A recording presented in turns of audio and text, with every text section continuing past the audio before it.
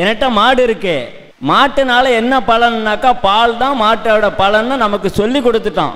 மாட்டுனால ஏகப்பட்ட பலன் இருக்கு. என் மாட்டு சாணத்தை எடுத்து பயோகேஸ் தொட்டியில போடுறேன், என் அடுப்புக்கு கேஸ் கிடைச்சிடுது.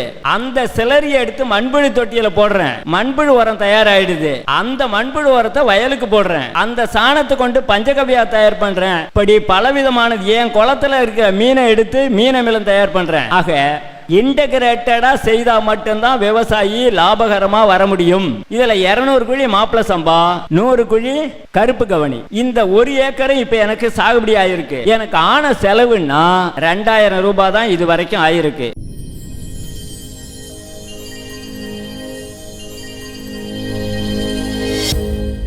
நான் உங்கள் ஒருங்கிணைந்த இயற்கை பண்ணையம் வீராசாமி.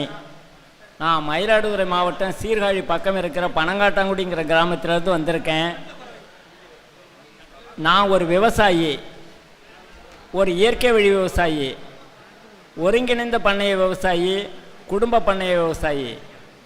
ஒரே காம்பவுண்டுக்குள்ளே சுமார் 6 ஏக்கர் காம்பவுண்டுக்குள்ளே 15 வகையான பண்ணையங்களை செய்துக்கிட்டு இருக்கேன். நான் 52 வருஷமாக விவசாயம் பண்ணுறேன். 24 வருஷமாக இயற்கை விவசாயம் பண்ணுறேன். நான் தான் பண்ணையார், நானே தான் பண்ணையாள். எங்கள் பண்ணை குடும்ப பண்ணையம். குடும்ப உறுப்பினர்களை கொண்டு மட்டும்தான் எங்கள் பண்ணையத்தினுடைய 90% வேலைகள் நடக்குது. என்கிட்ட மாடு இருக்கு. மாட்டுனால என்ன பலன்னாக்கா பால் தான் மாட்டோட பலன்னு நமக்கு சொல்லி கொடுத்துட்டோம். மாட்டுனால ஏகப்பட்ட பலன் இருக்கு. என் மாட்டு சாணத்தை எடுத்து பயோகேஸ் தொட்டியில் போடுறேன், என் அடுப்புக்கு கேஸ் கிடைச்சிடுது.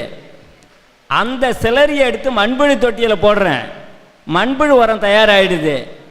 அந்த மண்புழு உரத்தை வயலுக்கு போடுறேன்.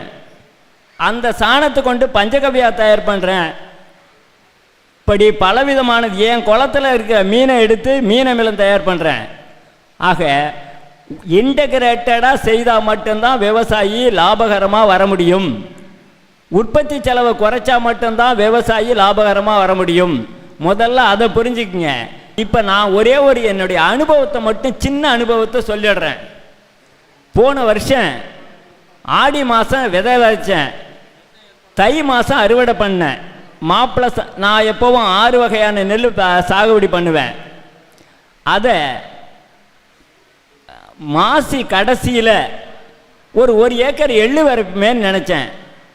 எள்ளு வரைக்கிறதுக்காக அந்த வயலை உழுதேன். 2 சால் உழவடித்தேன். உழவடித்து ஒரு 10 நாளில் ஒரு நல்ல மழை பெஞ்சிட்டுது. மழை பெஞ்சு நிலம் பக்குவம் வர்றதுக்கு 1 வாரம் ஆச்சு. வயலை போய் பார்த்தேன். வயலை என்ன எட்டி போய் பார்க்குறதில்ல, எனக்கு நிலமும் வயல் வீடும் நிலமும் ஒரே இடம். போய் பார்க்கும்போது அங்கங்கே நெல் முளைச்சிருந்தது. என்னடா இது நெல் ஓரளவு முளைச்சிருக்க, என்ன செய்யலான்னு யோசித்தேன். அதுக்குள்ளே இன்னொரு மழை பெஞ்சுது. அதுக்கப்புறம் இன்னொரு மழை பெஞ்சுது. வயலை போய் பார்த்தா ஏகத்துக்கு நாற்று. சரி, இதை ஏன் நாம் இப்படியே விடக்கூடாது அப்படின்னு யோசித்தேன். கொக்கி களைகிட்டு இருக்கும் ஒரு கம்பி, ஒரே ஒரு கம்பி இருக்கும் களக்கட்டில். அந்த மாதிரி கொக்கி களைகிட்ட 4 எடுத்து அங்கங்கே இருந்த களையெல்லாம் பறித்தேன். ஒரு தண்ணியை விட்டேன். நான் ஒரு மாதத்தில் 1 டன்னு மண்புழு உரம் உற்பத்தி பண்ணுறேன், தயார் பண்ணுறேன். 150 கிலோ மண்புழு உரத்தில் ஒரு 5 லிட்டர் பஞ்சகவ்யாவை கலந்து ஒரு தண்ணியை விட்டு வயலுக்கு போட்டேன். திரும்ப ஒரு 4 ஆளுங்களை விட்டு அங்கங்கே இருக்கிற களைகளை எடுத்துக்கிட்டு முட்டா இருக்கிற இடத்துல இருக்கிற பயிரை களைச்சி பொட்டலாக இருக்கிற இடத்துல நட்டேன். இப்போ என் வயலில் பயிர் அருமையாக இருக்குது. முந்தா நாள் என் பேரன் அதுக்கு பஞ்சகவ்யா ஸ்ப்ரே பண்ணிட்டார், பஞ்சகவ்யா அடிச்சுட்டார். இதில் 200 குழி மாப்பிள சம்பா, 100 குழி கருப்பு கவனி. இந்த 1 ஏக்கரை இப்போ எனக்கு சாகுபடி ஆகிருக்கு. எனக்கு ஆன செலவுன்னா 2000 ரூபாய் தான் இது வரைக்கும் ஆகிருக்கு. இதுக்கப்புறம் ஒரு 150 கிலோ மண்புழு உரமோ இன்னொரு தடவை ஒரு மீன் அமிலமும் ஸ்ப்ரே பண்ணால் சரியாக போச்சு. எனக்கு அறுவடை புரட்டாசி மாதம் வாரத்தில் வந்துடும்.